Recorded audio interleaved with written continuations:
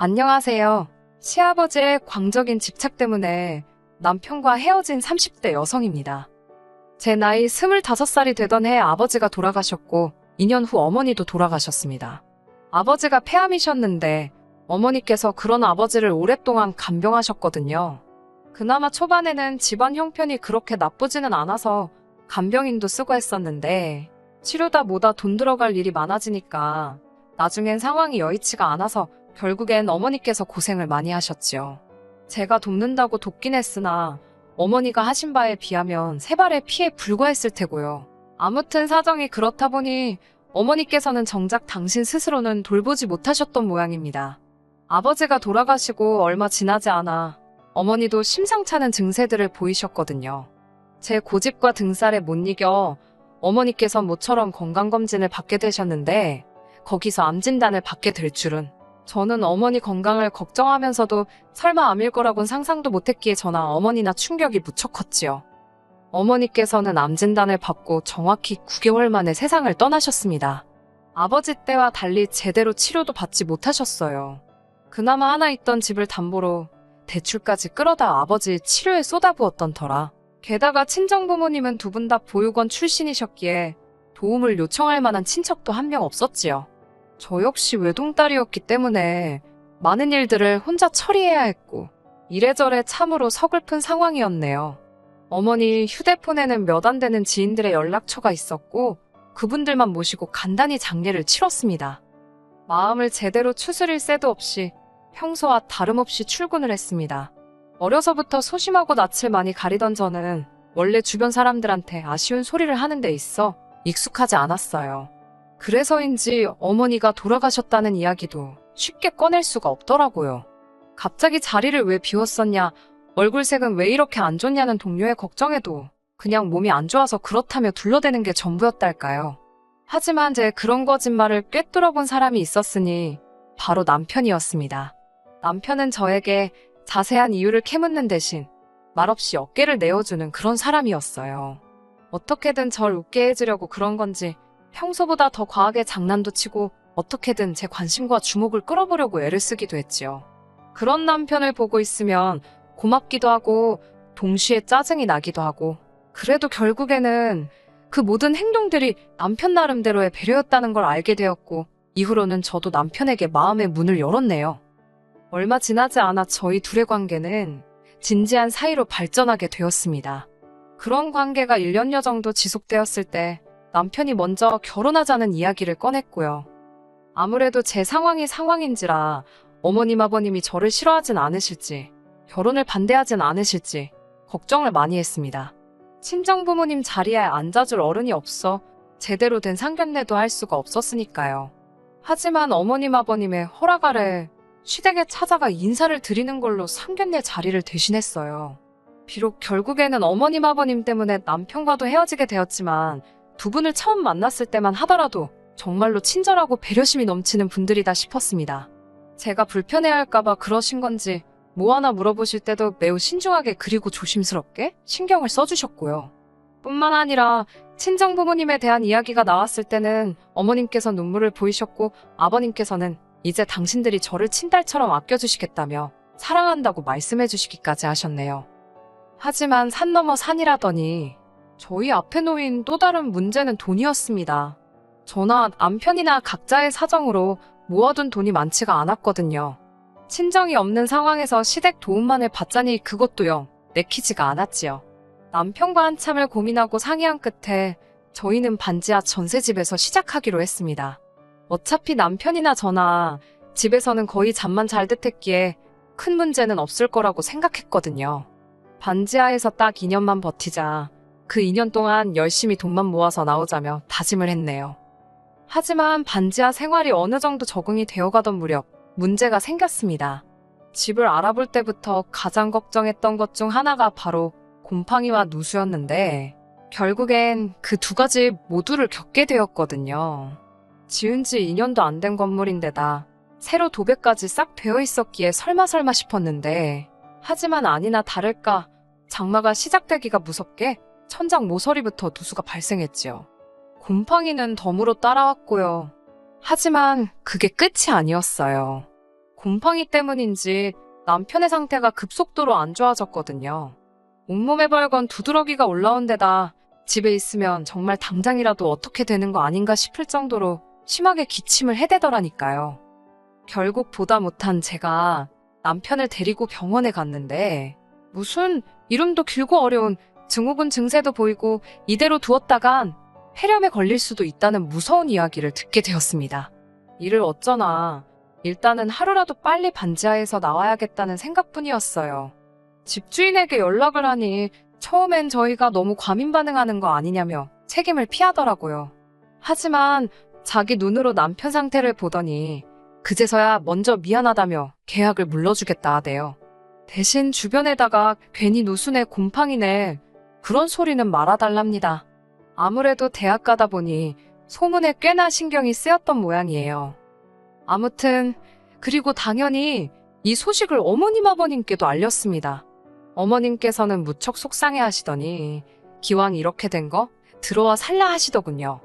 뭐하러 생고생을 사서 하냐며 살림 같은 거 시키지도 않을 거고 애라도 갖게 되면 당신이 다 도와줄 거라고 같이 살면서 돈이나 바짝 벌어 나가라셨지요. 솔직히 이때만 하더라도 저는 어머님의 말씀에 꽤나 감동했어요. 물론 제가 바보는 아니었기에 막상 같이 살기 시작하면 결국엔 제가 살림을 하게 될 수도 있고 여러 가지 변수가 있을 거다, 힘든 일도 있을 거란 건 충분히 예상하고 있었고요. 그래도 어찌됐건 어머님께서 저희를 도와주고자 하신 말씀이라 생각하니 정말 감사했답니다. 하지만 시댁에 들어가 살기 시작한 직후부터 하루가 멀다 하고 스트레스 받는 날의 연속이었네요. 그 이유는 바로 아버님이셨고요.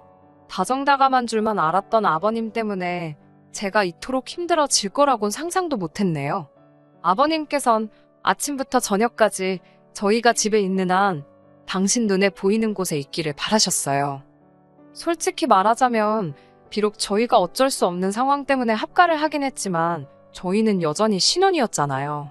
단지 잠자리를 이야기하는 것이 아니라 둘이서만 대화도 하고 싶고 둘이서만 쉬고 싶고 둘이서만 하고 싶고 해야 하는 것들이 많은데 둘 다 맞벌이를 하다 보니 결국 뭐가 됐건 간에 둘이 함께하는 시간은 퇴근 후가 전부였지요.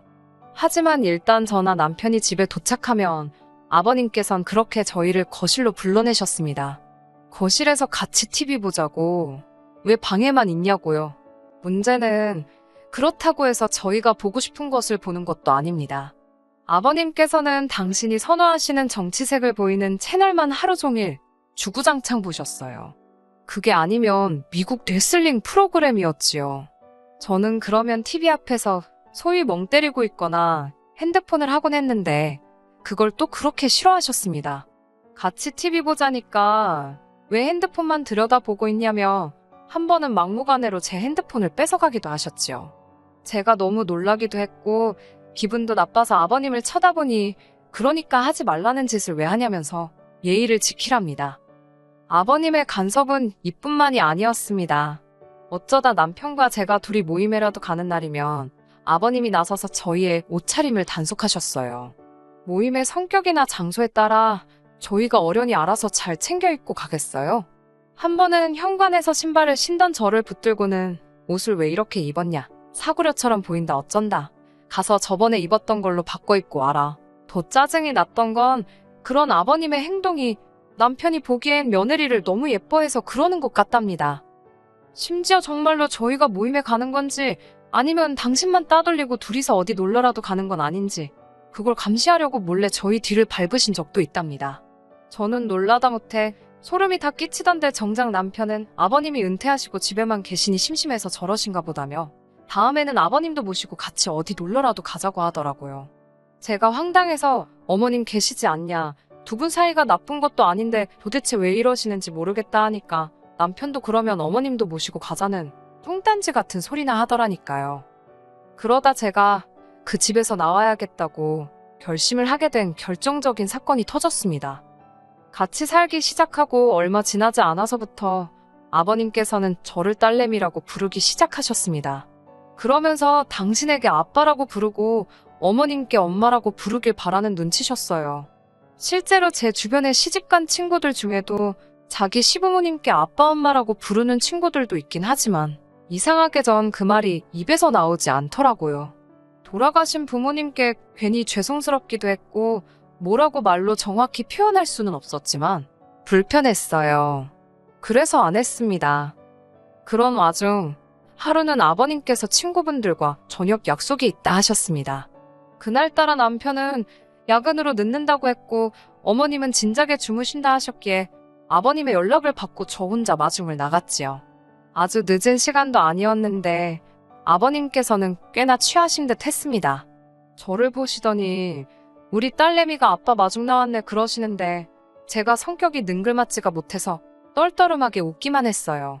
그랬더니 아버님께서 너는 나를 무시하냐며 갑자기 주먹으로 제 머리를 쥐어박으셨어요. 제가 너무 놀라서 아버님을 쳐다보니 뭘 잘했다고 쳐다보냐며 한 대 더 쥐어박으시더라고요.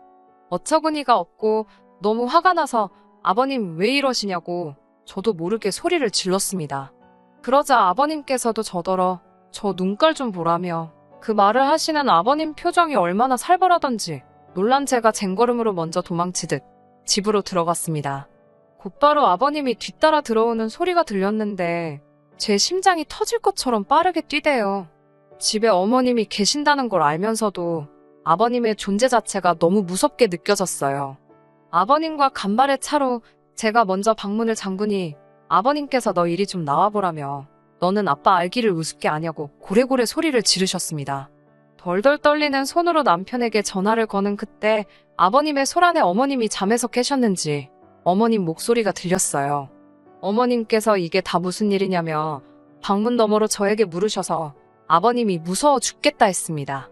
그러자 어머님이 아버님께 한 소리를 하시는 듯 했는데 뒤이어 어머님의 악하는 소리와 함께 쿵소리가 들렸습니다.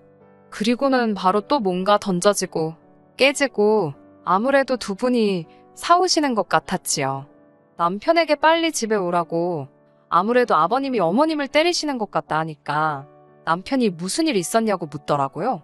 저는 그런 걸 설명할 시간이 어딨냐고 아버님이 무서워서 내가 방에 숨었더니 어머님이 아버님한테 나 대신 한마디 해주시려다 저렇게 된 것 같다고 했어요. 솔직히 당시의 기억이 아주 선명하지는 않아요. 그 정도로 충격이 컸기 때문이겠지요. 남편이 오려면 좋게 1시간은 걸릴 것 같았고 어머님의 상태가 걱정된 저는 결국 경찰을 불렀습니다. 한 20여 분 지났을 무렵 경찰이 왔고 제가 잽싸게 뛰어나가 현관을 열었어요. 언뜻 둘러본 집안은 말이 아니대요. 어이가 없었던 건 아버님은 그새 세상 모르고 소파에 널브러져 주무시고 계시더라니까요. 한편 경찰이 어머님과 저에게 괜찮냐 물었고 저는 어떻게 된 일인지 다 이야기하려고 했습니다. 하지만 어머님께서 저더러 조용히 하라는 듯 눈치를 주시더니 별일 아니라며 경찰을 돌려보내시대요. 경찰이 돌아가기가 무섭게 남편도 도착을 했습니다. 저는 어머님과 남편에게 아버님께서 내 머리를 2대나 때리셨다. 그리고는 갑자기 비속어를 쓰시며 나에게 겁을 줬다고 좀 전에 있었던 일을 자세히 털어놓았어요. 그런데 제 이야기를 다 들으신 어머님께선 전부 다 제 잘못이랍니다. 아버님께서 딸이 없어서 저랑 친해지고 싶어 하시는데 제가 안 받아주니까 속이 상해 그러시는 거라나요. 아니, 엄연히 며느리와 시아버지의 관계인데 왜 어거지로 부녀 사이 흉내를 내려 하시는 거냐. 나는 너무 불편하다 했습니다. 하지만 남편도 저더러 돌아가신 장인어른한테 미안해서 그러는 거냐며 너무 어렵게 생각하지 말고 마음의 문을 좀 열라대요. 다음날 아침이 되도록 저는 잠을 이룰 수가 없었습니다. 너무나 태어난 어머님의 반응도 충격적이었고 그런 어머님을 조금도 걱정하지 않는 듯한 남편의 태도에도 할 말이 없었어요. 무엇보다도 무조건 제가 잘못했다고 저를 나쁜 사람으로 몰아가는 게 어찌나 야속하던지 그렇게 복잡한 머릿속을 정리하려고 애쓰고 있는 와중에 어머님이 저더러 아버님 해장국을 좀 끓이라셨어요. 그리고 당부하시기를 아버님 일어나시면 무조건 죄송하다 하랍니다. 아침밥상이 다 차려지자 아버님께서 느릿느릿 안방에서 나오셨습니다. 아버님께서는 여전히 노여움이 다 풀어지지 않으셨는지 저를 없는 사람 취급하시더라고요. 그런데 잠깐이었지만 아버님이 저를 무시하시니까 그게 너무 편하고 좋더라고요. 하지만 그 기쁨도 잠시였어요. 아버님께서는 저더러 당신한테 할 말이 없냐입니다. 이번엔 어머님뿐만 아니라 남편까지 저에게 눈치를 주는데 솔직히 뭐라 할 말이 없었어요. 일단 어제 일에 대해선 확실히 사과를 받고 싶었고 아빠라는 소리는 죽었다 깨어나도 하기 싫었으니까요. 그렇다고 아버님과 어제 일에 대해서 시시비비를 가릴 수도 없었으니 차라리 입을 다물고 있는 게 낫겠다 싶었습니다. 그러자 아버님께서는 진짜 괘씸하다며 이렇게 고집이 센 줄 몰랐다 하시더니 식사하시던 밥수저로 제 머리를 또 때리시는 거예요. 정말 머리가 띵하고 눈물이 다 찔끔 나오더라니까요. 제가 정말 왜 이러시냐니까 내가 뭘 어쨌냐며 말 안 듣는 자식 부모가 한 대 때릴 수도 있지 그러시더니 또 들고 계시던 수저로 2대를 연달아 때리셨습니다. 그렇게 얼떨결에 3대를 맞고 나니까 기분 진짜 더럽더라고요. 아프고 그런 게 문제가 아니라 너무 수치스러웠습니다. 저는 아버님께 적당히 좀 하시라고 소리를 꽥 질렀습니다. 아버님이 무슨 자격으로 저를 때리시냐고 지금부터 제 털끝 하나라도 건드리시면 폭행으로 신고할 거라 했지요. 그러자 남편이란 사람이 한다는 소리가 저더러 적당히 좀 하랍니다. 왜 주는 사랑을 받지를 못하냐면서 다른 집 며느리들은 시부모한테 사랑받고 싶어 안달이라는데 저는 뭐가 그렇게 불만이냐고요. 제가 남편에게 이게 무슨 사랑이냐고 따졌습니다. 당신 뜻대로 안 되면 쥐어받고 수저로 때리고 이게 상식적으로 말이 되냐고요. 그러자 남편이 한다는 소리가 어른이 좀 그럴 수도 있는 거 아니냐는데 돌아가신 부모님 생각이 절실하더군요. 만약 한 분이라도 살아계셨다면 제가 이런 수모를 겪지는 않았을 거란 생각에 제가 벅차오르는 눈물을 삼키느라 아무 말도 안 하고 있으니 어머님 아버님 그리고 남편까지 죄다 제가 할 말이 없어서 그러는 줄 알았나 봅니다. 아버님께서 마지막이다 생각하고 한 번 더 저를 용서해 주시겠다며 아빠한테 와서 안겨보라는데 진짜 쌍욕을 해드리고 싶더라고요. 제가 됐다고 이 집은 쌍놈의 집구석이라 며느리랑 딸이랑 구분도 못하고 뻑하면 마누라고 며느리고 상관없이 손찌검이나 해대는가 보다고 상종을 못하겠다 했습니다. 남편에게도 그놈의 아파트 한번 살아보겠다고 혼인신고도 못해서 그렇게 서글프더니 지금은 다행이다 싶다고 쏴붙였어요. 그리고 다시 아버님께 마지막이다 생각하고 한 번 더 기회를 드리겠다고 제 머리 때리신 거 사과하시라 했습니다. 아버님께서는 저더러 이리 오라고 아주 머리털을 다 뽑아놓으시겠다며 오히려 역성을 내시더군요. 저는 그대로 대충 중요한 집만 챙겨 시댁에서 나왔습니다. 어머님께서 그러고 나가면 다시 못 들어온다고 하시길래 걱정 마시라 했어요. 남편도 그제서야 아버님이 억지 쓰시는 건 자기도 알지만 다 늙은 양반 괜히 기분 상하게 할 필요가 뭐 있냐고 적당히 맞춰드리면서 살잡니다. 그러다 어머님 아버님 2분 다 돌아가시면 이 재산 다 자기가 받을 거고 그러면 제 거나 마찬가지라나요. 자식 새끼라곤 지 하나뿐인데 그런 인간이 부모님 돌아가실 날만 기다리는 모양새라니. 면전에다 대고 네 부모도 참 딱하다고 한마디 해주고 이후로 칼같이 연락 끊었습니다. 하늘에 계신 부모님께서 이런 저를 보시면 자랑스러워하지는 않으시더라도 잘했다 한마디는 해주시겠지요? 이제는 아무렇지 않은 듯 사연을 적어보냅니다만 솔직히 지금 이 순간 부모님이 너무 보고 싶네요. 어쨌든 이제 다시 새로운 시작이다 생각하고 씩씩하게 살아보겠습니다. 끝까지 들어주셔서 감사합니다. 오늘의 사연은 여기까지입니다. 구독과 좋아요, 알람 설정 부탁드리고 더 좋은 사연으로 다시 찾아뵙겠습니다. 감사합니다.